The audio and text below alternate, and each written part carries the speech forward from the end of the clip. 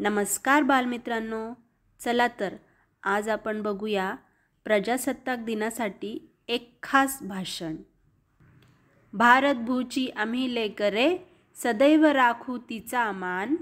भारत भूची आम्ही लेकरे सदैव राखू तिचा मान।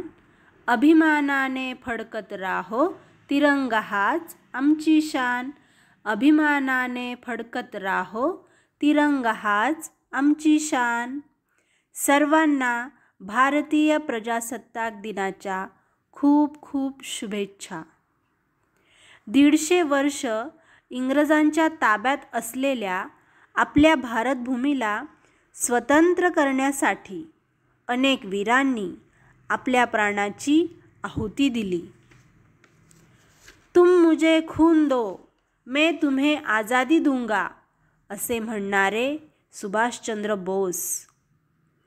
इन्कलाब जिंदाबाद इन्कलाब जिंदाबाद असे म्हणत निधड्या छातीने फासावर चढणारे भगतसिंग, राजगुरू आणि सुखदेव।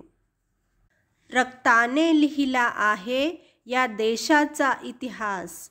रक्ताने लिहिला आहे या देशाचा इतिहास। हसत हसत स्वीकारले कित्येकांनी मृत्यूचे फास। हसत हसत स्वीकारले कित्येकांनी मृत्यूचे फास। आपल्या भारताला 15 ऑगस्ट 1947 रोजी स्वातंत्र्य मिळाले, पण हे स्वातंत्र्य संविधानाविना अपुरे होते। राज्यकारभार करण्यासाठी भारताला संविधानाची गरज होती आणि हे संविधान तयार करण्याचे काम डॉक्टर बाबासाहेब आंबेडकर यांच्या समितीने केले। 26 जानेवारी 1950 पासून या संविधानानुसार आपल्या देशाचा राज्यकारभार सुरू झाला। पण मित्रांनो, फक्त उत्साहाने हा सण साजरा केला, गाणी म्हटली, भाषणे केली, घोषणा दिल्या म्हणजे आपले कर्तव्य संपले का? आपले सैनिक रात्रंदिवस डोळ्यात तेल घालून सीमेवर पहारा देत आहेत। आज गरिबी, अनारोग्य, भ्रष्टाचार, पर्यावरणाच्या समस्या आपल्यासमोर उभ्या आहेत। या गोष्टी भारताच्या विकासात अडथळा निर्माण करत आहे। भारत देशाचे नागरिक म्हणून देशाच्या विकासासाठी आपण प्रयत्न केलेच पाहिजेत।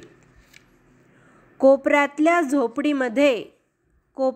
झोपडीमध्ये प्रगतीची इच्छा दिसते।